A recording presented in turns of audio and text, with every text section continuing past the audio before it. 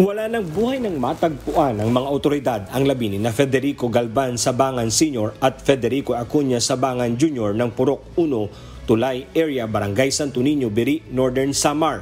Ayon sa Municipal Disaster Risk Reduction and Management Office ng Biri, natagpuan ang labi ng mag-ama pasado alas 10 ng umaga nitong Lunes, September 2. Sa video na ibinahagi ni Biri MDRRMO Head Lito Araojo, makikitang natabunan ng mga putik ang labi ng dalawa. Matatandaang nawawala ang mag-amang Sabangan matapos ang pagdaos-dos ng lupa kasabay ang pananalasan ng bagyong Enteng sa kanilang lugar Kamakalawa. Sinabi ng mga otoridad, posibleng nasa paligid lamang ang katawan ng dalawang individual.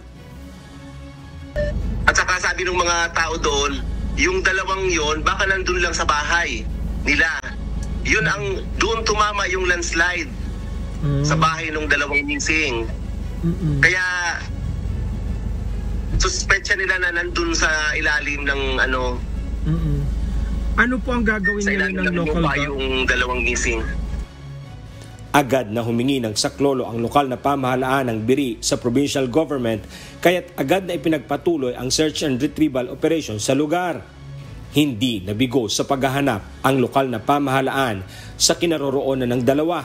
Ayon kay Araojo, on process na kanilang pagsasagawa ng ulat. Pagkatapos nito, dito mapapatunayan kung kabilang sa casualty ng bagyong Enteng ang pagkamatay ng mag-amang Sabangan. Alan Manansala, humahataw sa balita ngayon.